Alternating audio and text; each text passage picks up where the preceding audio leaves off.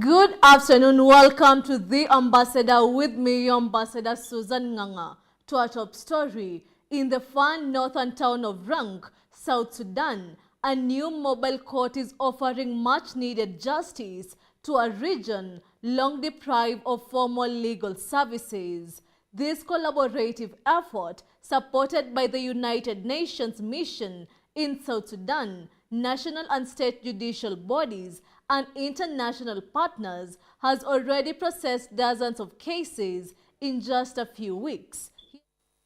In the town of Renk, South Sudan, a new mobile court has brought vital justice to a region that has long lacked access to formal legal proceedings. Over the past 3 weeks, the court, a collaboration between the United Nations mission in South Sudan, national and state judicial bodies, and international partners, has processed 54 cases. This mobile court is addressing serious crimes such as rape, murder, and drug abuse, providing much legal services to the community. One mother whose child was a victim of rape expressed a belief that those who committed such crimes must face the consequences, emphasizing that an apology from the perpetrator will not undo the harm done, and insisted that accused should serve his sentence, highlighting the long-term impact on her child. In my opinion, if the accused man can't accept the impact of what he did, he must go to prison. This is my belief, because I don't know what consequences might be experienced by my child in the long term. Even if he apologizes for his crime, something bad may happen to my child, and I cannot afford the burden and responsibility for this. So I say let him face the sentence he is given for his crime. The local court system in Renk has faced significant challenges, including a shortage of judges and backlog of cases. Mohamed Noor, a prosecutor in Renk, explained that the county court had over 60 pending cases, including serious offenses and overcrowded prisons. Since 2021, the Renk County Court has faced a lot of challenges due to lack of a High Court judge. The pending cases had risen to more than 60, including murder, rape and drug abuse. The prisons were very congested, so we are pleased the UNMISS-supported mobile court is here because it reduces the burden placed on us due to the delay of many cases that have waited too long to be heard. The mobile court has alleviated these challenges by providing timely hearings and ensuring justice is delivered. In addition to supporting the mobile court, United Nations mission in South Sudan is working to transform South Sudan's justice system in the long term. This includes providing technical support, training judicial and prison officers, strengthening community policing, and building essential infrastructure such as police posts and courthouses. These efforts aim to rebuild the rule of law across South Sudan, offering hope for sustainable justice reform. Triza Tiengo, GBS News.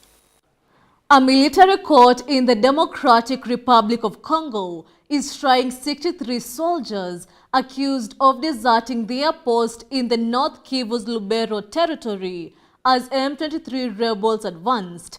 The army claims the soldiers abandoned their position, causing panic and looting in their wake.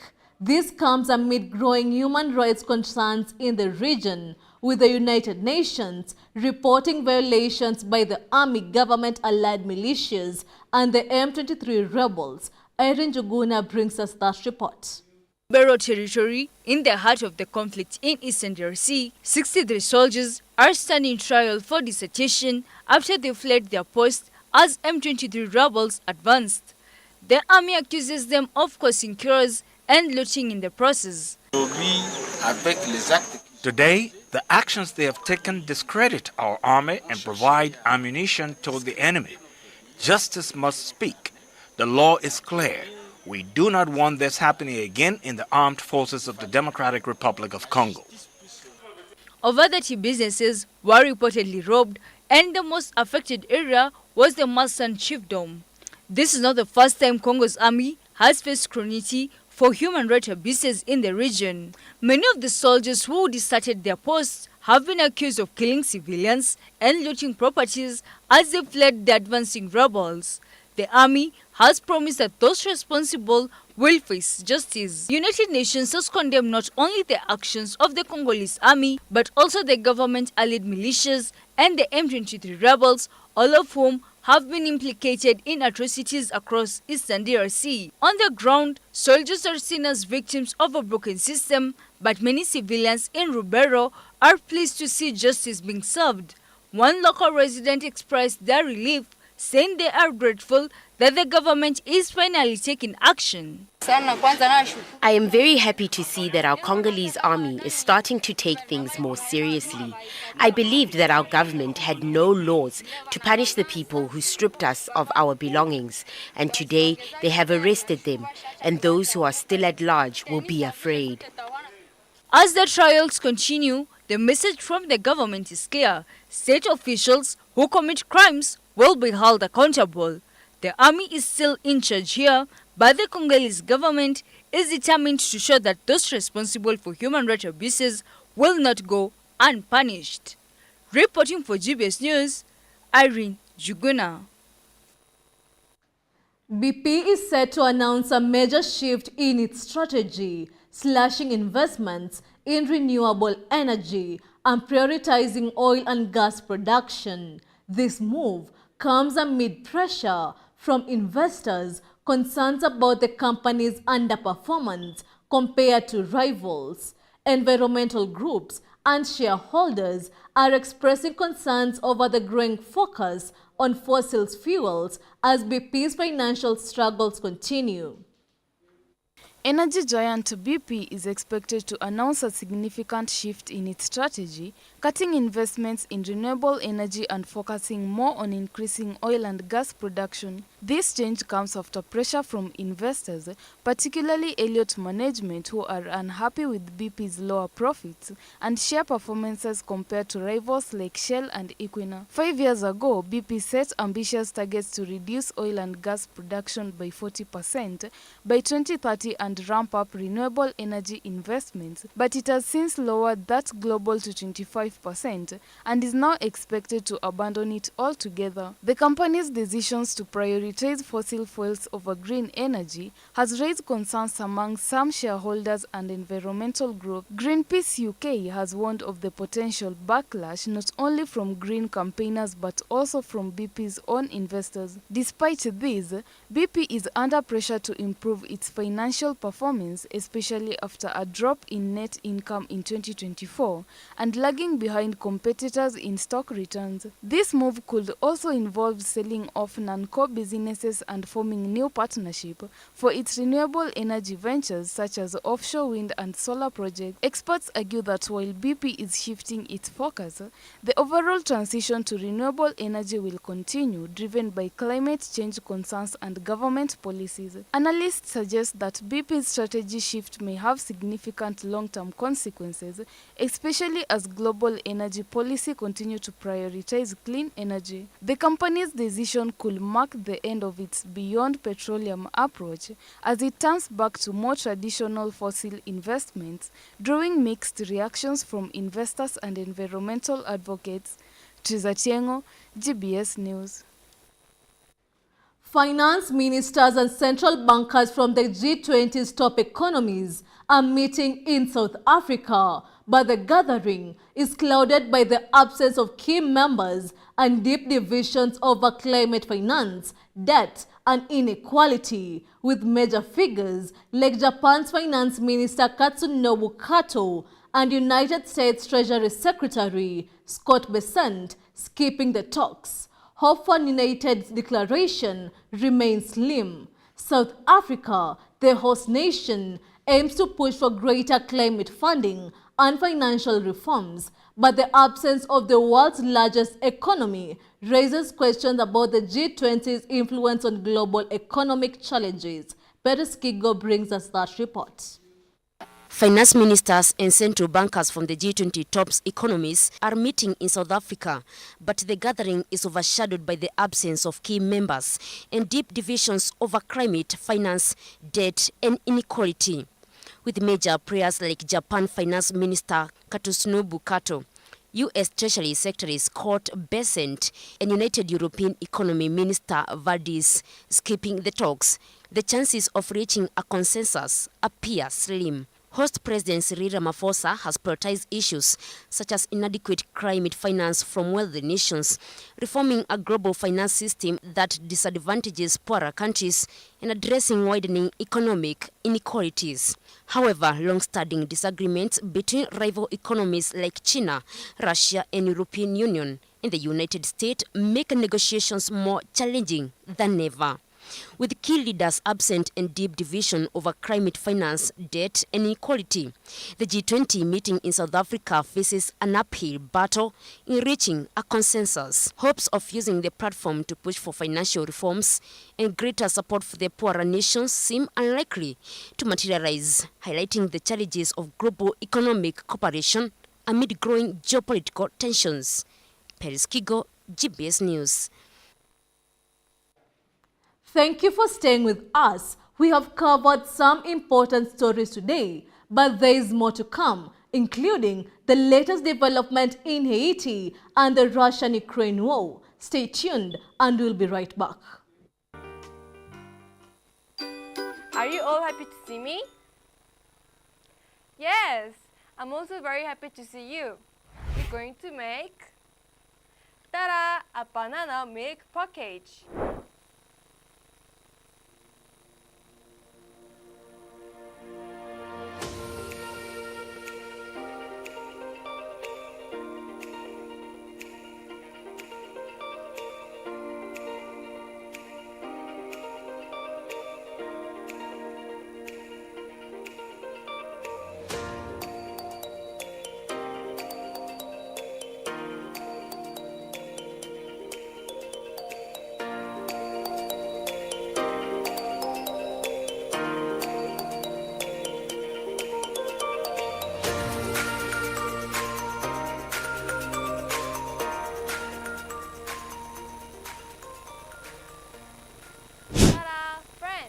We're done with the banana milk package.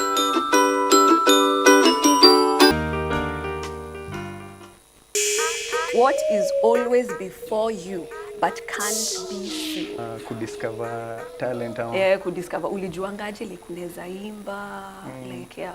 Kini Trace Jumi Kipchoge kwa ngoma na mfala wananidis na wanabonga kwa ngoma, mafanjo wananipenda ndo nazidi kwa roga, wenye walenjaribu manze walishachoka na nikozabe meditation naendelesha generation niliofanya kalki. Wewe at 1 year old ulikuwa unafanya nini? You're feeling the vibe. Ulitoa a few days ago, unaweza taka utuambie like ulikuwa unafikiria nini when you came up with the lyrics? Yeah. So I'm doing my thing. Don't try and stop me when I'm doing my thing. I'm tryna boss, let me do my thing. And if you're tryna win, you can be on my team. Yeah, so I'm doing my thing. Don't try and stop me when I'm doing my thing. I'm tryna boss, let me do my thing. You feel like you're young at heart, I'm an old soul. If you could only listen to one singer or band for the rest of your life, who will you choose?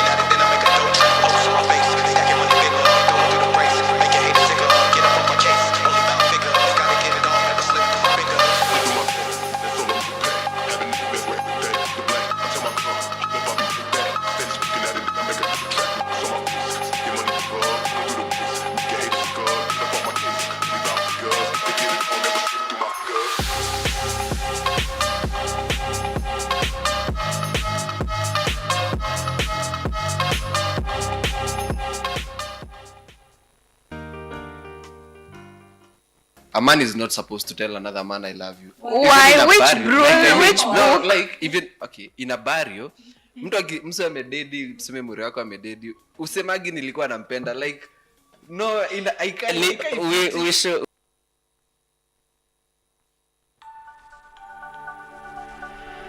Everywhere, GBS. Welcome back to the bulletin now. Haitian police are calling for stronger protection and more resources after the tragic death of a Kenyan officer working in a UN-backed mission. The officer was killed by gunmen in Haiti's gun control region, sparking renewed demands for action against the growing insecurity, with gangs now controlling 85% of the capital. Erin Juguna brings us that report. Following the fatal shooting of a Kenyan officer in the heart of Haiti's gun-controlled region, police officers are demanding urgent action to protect their ranks. Gary Jean Baptiste, leader of the police union, called for better equipment, immediate salary payments, and financial aid for the families of fallen officers. He warned the government to take the escalating insecurity seriously, stressing that more lives will be lost if action wasn't taken quickly. With gangs seizing control of a staggering 85% of the capital, Haitian officers are increasingly outgunned and under-supported. In response, Prime Minister Alex Dida-Filsiame vowed to invest heavily in police resources and restore security, with the goal of ensuring safety ahead of upcoming elections. International reinforcements from countries like Kenya, Jamaica, Guatemala, and El Salvador have been deployed, but Haiti's police force remains overwhelmed as the battle against gang violence intensifies. Reporting for GBS News, Irene Juguna. Now, tensions are rising in the West Bank as bulldozers are demolishing homes belonging to Palestinians. At least 40,000 Palestinians in the Jenin and the Tulkarm camps have been displaced since Israel began its assault during the commencement of the ceasefire in Gaza. The international community have expressed concerns that the Palestinians in the West Bank are facing a form of an ethnic cleansing. Here's more on that scene by Abdi Hamid Ali. Palestinians in the West Bank are witnessing a mass scale of destruction similar to Gaza. Road and properties belonging to Palestinians in Jenin and Tulkarm are being demolished by bulldozers. 40,000 people are said to be displaced by the Israeli military operation that began on January 15th, an important day which marked the beginning of the ceasefire deal in Gaza. Jenin and Tulkarm camps were home to Palestinian refugees who were expelled from their lands during the creation of Israel in 1948. They want to erase the name and the memory of the camps. They told us to evacuate the area. No one should stay here. Where do we go?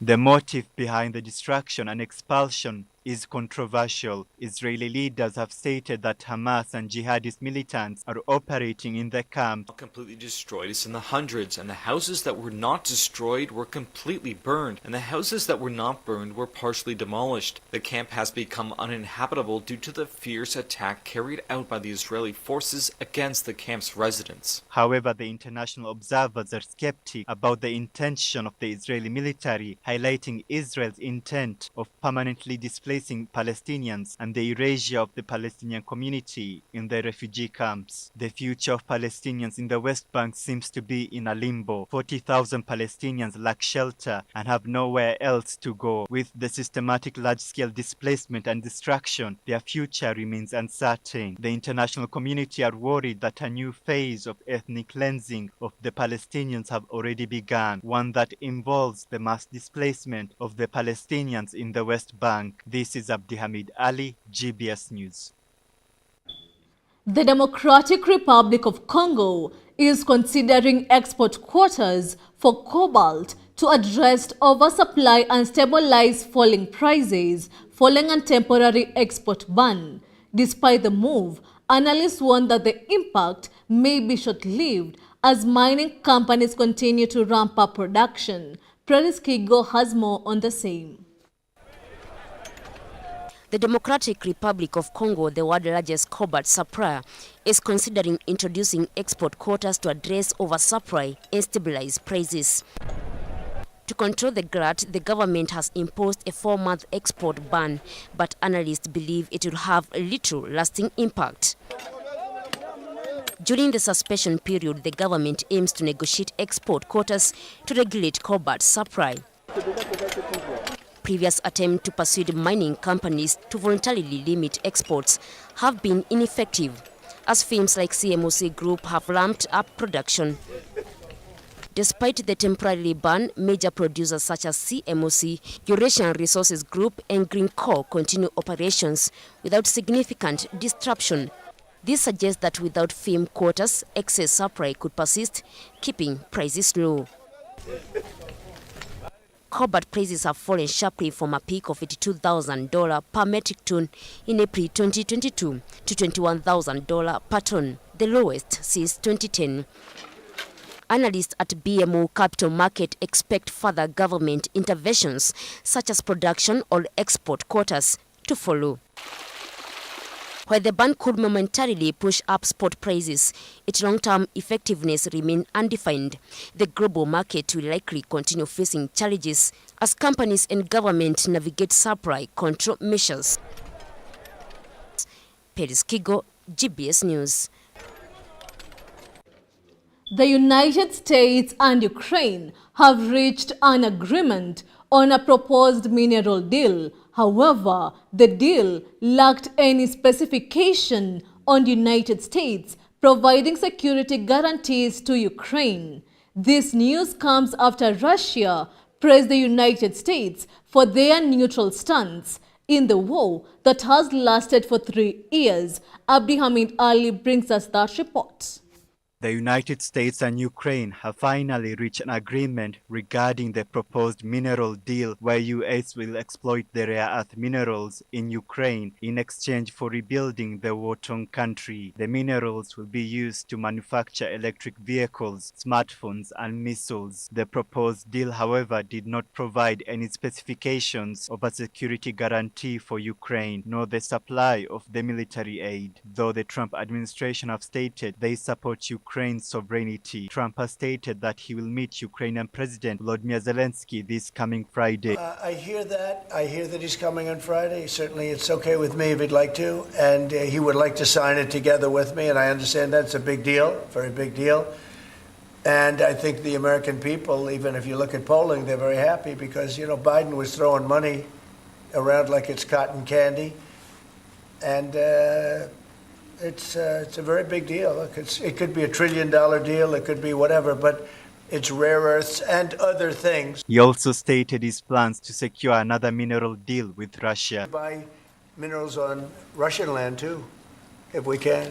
The rare earth, they have very good rare earth also. They both do, I would say that, and oil and gas. Look, it's a great thing if we sell this. It's great for Russia too. Trump has stated to reporters that this proposed deal is a way for Ukraine to repay American taxpayers their money after years of US providing military aid to Ukraine. Previously, Ukraine has refused to sign an earlier proposed draft of a $500 billion mineral deal due to the lack of security guarantees. Trump has stated that European nations will serve as peacekeeping forces once the ceasefire commences, but Russia expressed their disagreement by stating that placing NATO peacekeeping troops in Ukraine will create a security risk to Russia. Trump had this to say. That's not what I was told, but you're going to need some form of peacekeeping, so something will be done that's going to be satisfactory to everybody. We need peacekeeping too.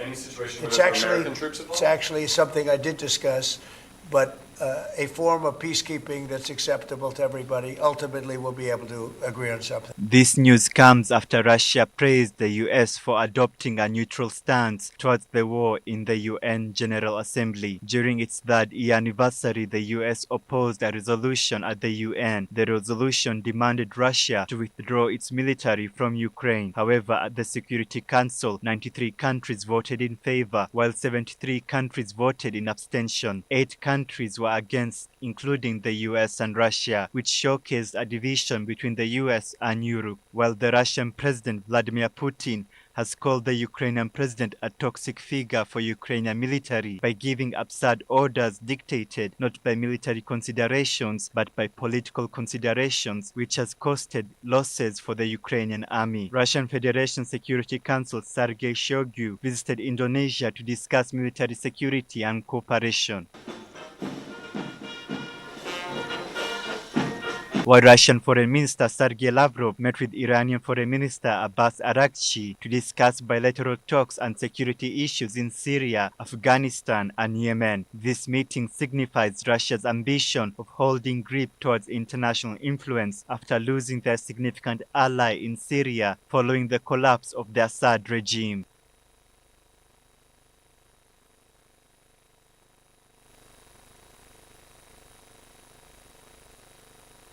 The 3-year conflict between Russia and Ukraine has opened a floodgates of complexity that is causing a fracture in negotiation process. Ukraine's sovereignty is now tested by the Trump administration. Trump's goal is to end the war in Ukraine, one of his campaign promises. But the question remains, how will Ukraine maintain its sovereignty after receiving pressure from the West to make concessions? Will the proposed mineral deal favor Ukraine? Only time will tell. This is Abdi Hamid Ali, GBS News. Now, an update on the sanctions imposed on Rwanda by the United Kingdom. Rwandan Foreign Ministry has issued a statement, and I quote, "The punitive measures announced by the United Kingdom government today in response to the conflict in the Eastern Democratic Republic of Congo, where the United Kingdom has clearly chosen a side, are regrettable. It is unreasonable to expect Rwanda to compromise its national security and the safety of Rwandans," the Ministry of Foreign Affairs has said. Now, we are yet to see what the United Kingdom will reply to Rwanda. Well, it was the ambassador, and that international news marks the end of our bulletin today. Be sure to tune in tomorrow, same place, same time at 1 p.m. I have been your Ambassador Susan Nganga. Good afternoon.